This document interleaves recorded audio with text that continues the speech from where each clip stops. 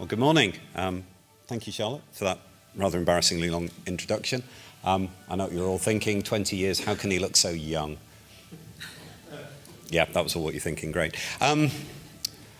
What a privilege to open today's event and indeed to be talking in this place. I'm sure a lot of you, like me, have grown up watching the Royal Institution Christmas lectures. And now we find ourselves in this building, in this hall. And Rob and I were speaking beforehand, and just saying, can you imagine who else has spoken in this hall? So it's a huge privilege, so thank you. I thought I would set the tone today, actually not really talking very much about me and Future Fit Foundation, but more why are we here? Why are we thinking about these issues? Why are we concerned? Why are we doing what we're doing, and put some context around the rest of today's conversations. Humanity has done some truly amazing things. I'm sure you all recognize this city. Can anybody tell me what the time gap between these two photos is, roughly? Any guesses? Shout out. 10 years, 20 years I heard at the back. 20's closer. It's about 25, actually. So it's 1990 is roughly the first one, and this is roughly 2015. That's an incredible amount of progress in an incredibly short period of time. We've also done this. Unless you're a conspiracist and you don't think we did, but let's roll with the general perceived wisdom we have.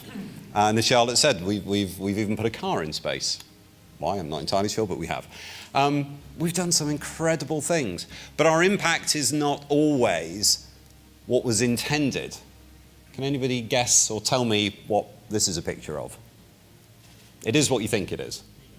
Beehive, yeah, it's a honeycomb. But why is it, what's the colouring? What's going on there? Slushy? Bees are using... That's pretty close, very good. Actually, this is in the south of France, and the bees are about 3 miles from an M&M's factory. And it's true, and the bees have found a more convenient source of sugar than plants. So not exactly the intention, and a complete waste of a crop. Actually, I personally think they should have scooped it out and sold it to kids. I think it would have gone down a storm. But anyway, probably not what we want. And of course, pictures like this are becoming ever more prevalent. Plastics in the ocean, big issue at the moment. It's good. We're getting a lot of public focus on this. But of course, the impacts are also very human as well as environmental. This is Syrian refugees landing on the shores of Italy not all that long ago. And globalization, while it's had many positive impacts, has led to a huge disparity in wage growth. This is actually a fairly complicated graph, but the reason I put it up there is an excuse not to use it and say, can I just ask you 5 gentlemen in the second row there, would you just stand up for a second? That's all I'm going to ask you to do, you 5 there, just stand up. And can the 3 gentlemen in front of you please also stand up? You don't have to dance, you haven't won, not yet. If these 8 gentlemen represented the richest 8 people in the world, they own as much as the poorest 50% in the world.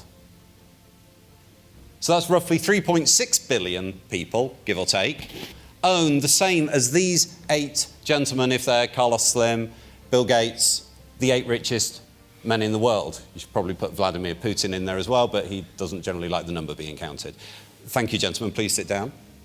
You will also note there that I very deliberately asked the gentleman to stand up, because actually if we wanted a lady to be stood up in that number, we'd have actually had to have had somewhere around 42 or 43 people stand up before the first one could be female. Now, I'm not saying there's anything wrong with wealth. I'm not saying there's anything wrong with the folks who've earned that money. But when you have a disparity like that, is that going to give us the type of stable society that we actually need and we want? And then, of course, I don't need to tell probably most of you in this room about the emissions challenges that we have. But I will just briefly point out the fact that if we are to get down to the levels that we need, we have to come down this red line in terms of emissions per capita, but with 10 times as many people on the planet as when we went up the blue line. This is no small challenge to which many of you are undertaking. I take my hat off to all of you for doing so. So in light of all of this, we need to rethink about how we do business. We need to move beyond this concept of shareholder value where it was all about the business, damn the consequences. We even need to move beyond this concept of shared value that sort of came around in the 90s and the early 2000s, where we began to sort of push together these graphs, these circles of environmental impact and social impact into business and say where they overlap was opportunity. But again, we still focus on the business and the rest of the consequences is ignored or is made up for by the good we're doing. Well, clearly that was better than where we were before, but it's not good enough. It's not going to give us the stable society that we want. At Future Fit, we believe that actually we have to view the world through a system lens. We have to recognize that for business to flourish, society has to flourish. And for society to flourish, the environment, the planet has to flourish. We are, after all, on a rock floating around in space, getting no new resources other than sunlight every day. We have to manage with what we have. If we don't, the outcomes are not going to be good. So we need to move from thinking about business just as being a dollar bottom line to saying what is the environmental and social cost, not in dollar terms, but in absolute terms. That's what our tool, the Future Fit Business Benchmark, is all about. We've defined what that means in terms of actions that as a business, every business must take if we are to reach at least environmental and social break-even. A business can only last for so long if it does not reach financial break-even. We dream of a world where a business will only last so long if it doesn't reach financial, social, and environmental break-even. This is our vision, a society that protects the possibilities of humans, other life flourishing on Earth forever by being environmentally restorative, socially just, and economically inclusive. I'm not going to say any more on that today, but I would encourage all of you to go and take a look at our website. Our methodology, our framework is freely available. You can just go there and download it today. I encourage you to take a look, read it, see what you think, see how it applies to your business. But the question then has to be, but does this matter to business? Martin, you say, that's all very nice. I hear what you're saying. But, aren't you just a sort of, a fluffy tree hugger? Well, actually, no, I'm an ex-investment banker. It's about as un-tree huggy as you can get. And don't take my word for it. There's a group based on the west coast of Canada, in the University in Vancouver, who called the Embedding Project, and they've done global research with, actually the number's now getting close to 200 CEOs and board members.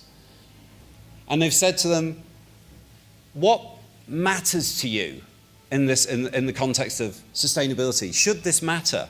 And 3 things came up time and time and time again. The importance of these issues for enhancing the societal acceptance of a business. It is no longer becoming acceptable for a business to just trash people and or the planet in the way that it does business.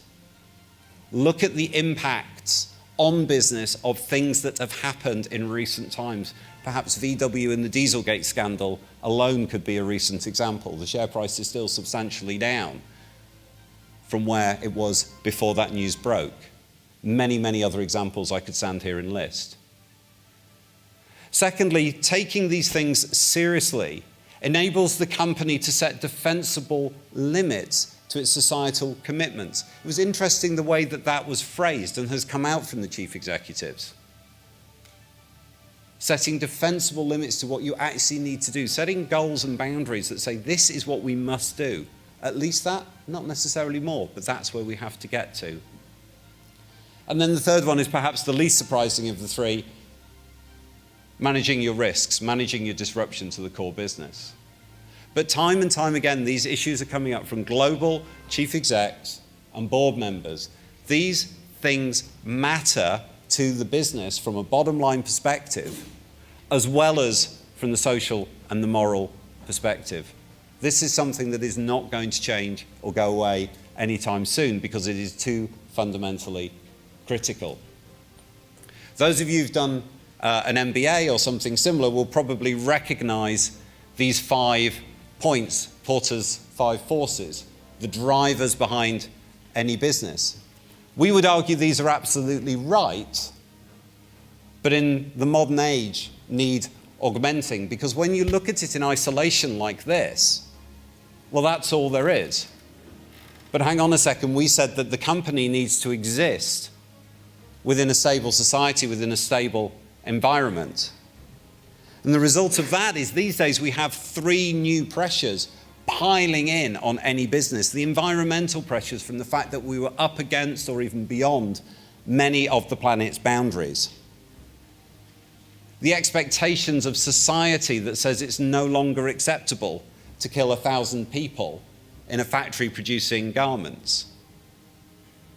An exponentially disruptive technology. The change of technology is ever, ever quicker. And the things that we are seeing coming in, some of these will not by any means be new to you. But all of these things are going to radically shake up, and many more, will shake up the way that we do business. Again, many of you in this room are part of that change. But we have to see it in this broader context and recognize the role that we are playing within that. So I'm going to bring it into land there.